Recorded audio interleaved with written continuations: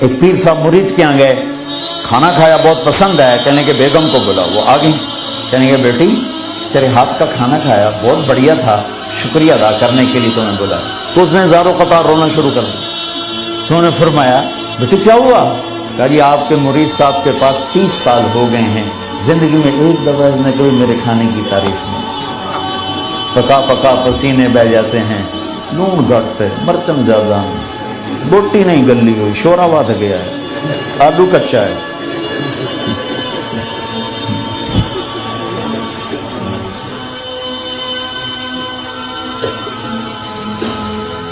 ہاں محبتیں لانی ہیں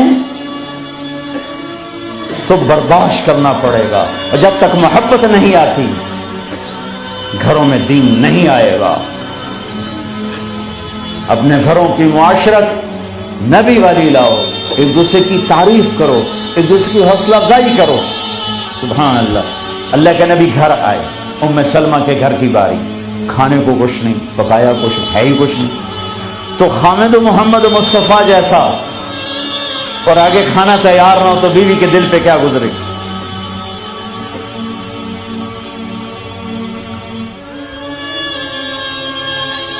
آپ نے پوچھا ام سلمہ کھانا کھانے کو کچھ ہے؟ تو ایک دم انہوں نے بہت ہی ندامت لجاجت کے ساتھ کہا یا رسول اللہ کچھ نہیں ہے, یہ سرکہ پڑا ہوا ہے. اب سرکہ کیا کہتے ہیں انگریزی میں؟ ونیگر, شاید کسی کو سرکہ سمجھ میں نہ آئے. ایسی چیز ہے ایک ڈراپ یہاں رکھو تو تمہاری زبان جل جائے گی,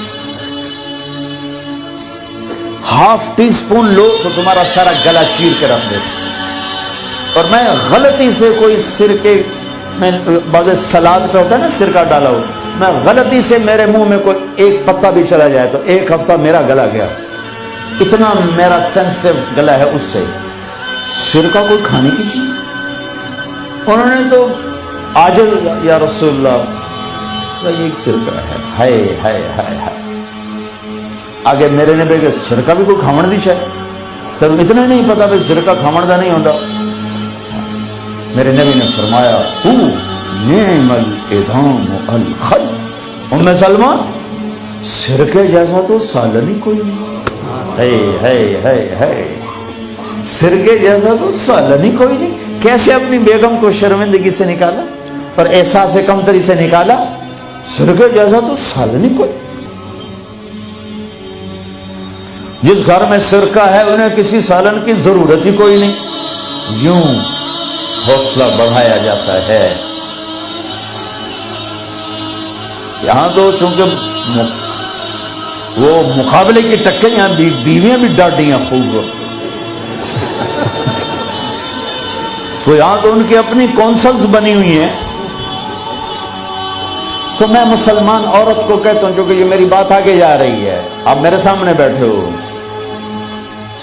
ایک دوسرے کو عزت دو, برداشت کرو. میرے نبی نے فرمایا بہترین مسلمان وہ ہے جو بیوی سے اچھا سلوک کرتا ہو.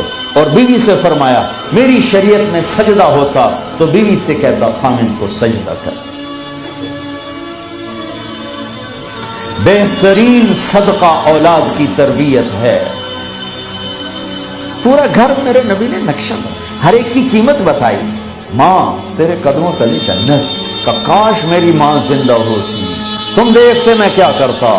میں عشاء کی نماز کے مصلی پر ہوتا, میں سورۃ فاتحہ پڑھ رہا ہوتا, ادھر سے آواز آتی میری ماں کی محمد, تو میں نماز توڑ کے کہتا لبیک اماں جان.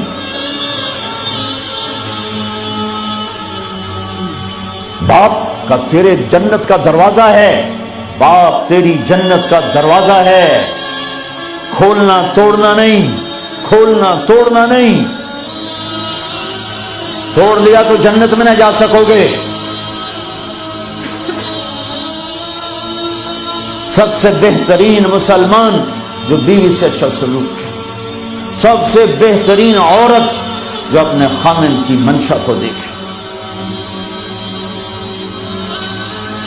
پھر آپ نے ایک عجب بات فرمائی جو معاشرے میں بہت بوجھ بنتا ہے جس کا, ہاں بھائی تمہیں ایسا صدقہ بتاؤں جس سے بڑھ کے کوئی صدقہ نہیں.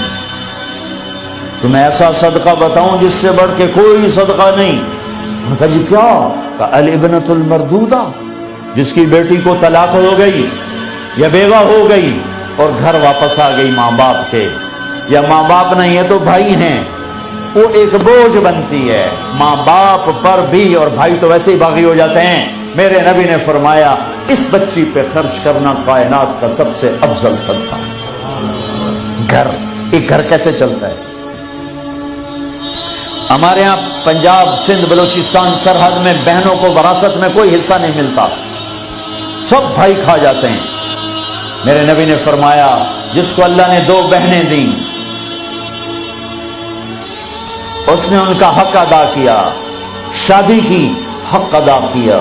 ماں باپ کی وراثت میں سے ہوتا ہے، اگر میں نے کوئی خود کمایا ہے اس میں بہنوں کا حق نہیں، ماں باپ سے اگر 1 روپیہ بھی آیا ہے تقسیم کیا جائے گا۔ جس نے بہنوں کا حق ادا کیا، شادی کی حق ادا کیا، اس پہ جنت واجب ہو گئی۔ جس کو اللہ نے 3 بیٹیاں دیں، اس نے ان کی ڈولی اٹھائی، وہ جنت میں میرے ساتھ یوں ہوگا۔ ایک بولے اگر 2 ہوں، کہ جس نے 2 بیٹیوں کی شادی کی وہ بھی ایسے ہوگا۔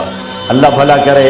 ایک صحابی کا کہ جس کی 1 ہو، کہ جس کی 1 ہے، اگر اس نے اس کو عزت سے رخصت کیا تو وہ بھی میرے ساتھ ایسے ہی ہوگا۔